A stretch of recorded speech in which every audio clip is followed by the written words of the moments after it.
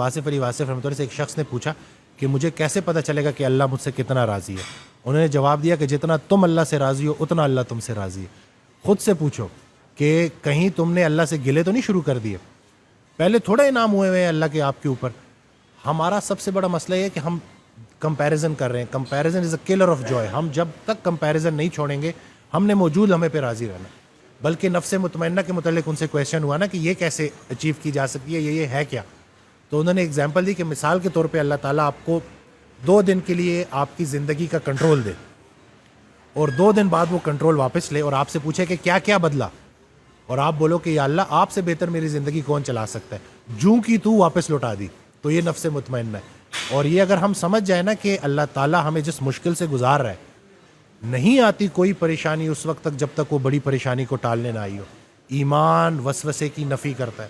جتنا اے ایمان والو مزید ایمان لے کے آؤ. یہ کیوں ہے؟ کیونکہ جب تک یہ لائف ہے نا, ٹرائلز آتے رہیں گے, مشکلات آتی رہیں گی, آسانی آتی رہے گی. جس نے اندھیرا نہیں دیکھا وہ روشنی کو کیسے دیکھ پائے گا؟ یہ دونوں, خیر کا خالق بھی اللہ ہے, شر کا خالق بھی اللہ ہے. بہت سارے لوگ نا جو گناہوں میں مبتلا ہو جاتے ہیں اور پھر وہ نا امید ہو جاتے ہیں, کیونکہ گناہ کے ذریعے شیطان کیا کرتا ہے کہ آپ کا دعاؤں پر سے یقین چھین لیتا ہے کہ اتنے گناہ ہو گئے ہیں اب کیا ہو سکتا ہے. حالانکہ اللہ تعالیٰ قرآن میں آپ کو بالکل ڈفرینٹ بات بتا رہا ہے. وہ تو یہ تک کہہ رہا ہے کہ میں چاہوں تو تمہاری برائیوں کو نیکیوں میں کنورٹ کر دوں. تو تمہیں کس چیز نے جو ہے پریشان کیا ہوا ہے؟ خیال درست ہو جائے نا, منظر, خیال بدل جائے تو منظر بدل جاتا ہے. لیکن لوگوں کا بیٹھنا, لوگوں میں اپنی سنگت کو دیکھنا کہ آپ کن لوگوں میں بیٹھ رہے ہو, کوئی ایک انسان اللہ کے حوالے سے منتخب کر لو اور اس کی بات ماننا شروع کر دو. میں تو یہی سمجھا. بلکہ وہ اکثر کہا کرتے تھے کہ جو صرف اللہ کو مانتا ہے نا اور انسانوں کو نہیں مانتا وہ شیطان بھی تھا. جب اللہ نے کہا کہ سجدہ کر, نے کہا میں نہیں کرتا, میں صرف آپ کو مانتا ہوں. ٹھیک ہے, تو راندہ درگاہ ہو گیا. تو یہ چیز سمجھنی ہے کہ آپ کی لائف میں دین کے اعتبار سے کوئی استاد ہے کہ نہیں ہے, جو آپ کا کام ہے اس سے ریلیٹڈ کوئی استاد ہے کہ نہیں ہے. یہ جو بے استاد لوگ ہیں نا, ڈاکٹر گوگل شریف نے جو ہے یہ بڑا کام خراب کیا ہے کہ اب لوگ گھر بیٹھے خود سے ڈاکٹر بن رہے ہیں. ایک چیز جو گوگل آپ کو نہیں دے سکتا وہ ہے ایکسپیرینس, وہ ہے تجربہ. جتنا علم اطاعت سے ملتا ہے اتنا کسی کتاب سے نہیں ملتا. جب آپ کو استاد بتائے گا نا, وہ استاد جو صحیح معنوں میں استاد ہے, جس پہ آپ کو پورا اعتماد آ گیا.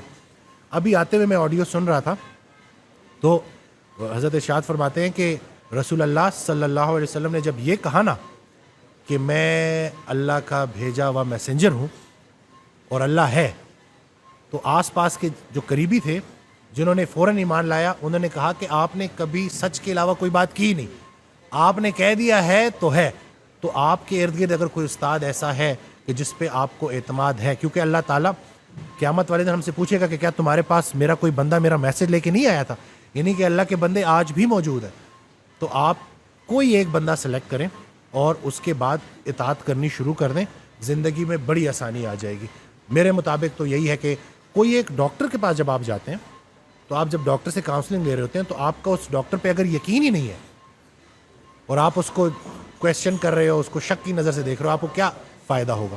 اکثر پیشنٹس میرے پاس آتے ہیں, وہ کہتے ہیں جی 10 ڈاکٹر بدل کے آپ کے پاس آ رہا ہوں. تو میں ان کو یہ کہتا ہوں کہ جی اب کم از کم 6 مہینے مجھے نہ بدلنا, مہربانی کرنا.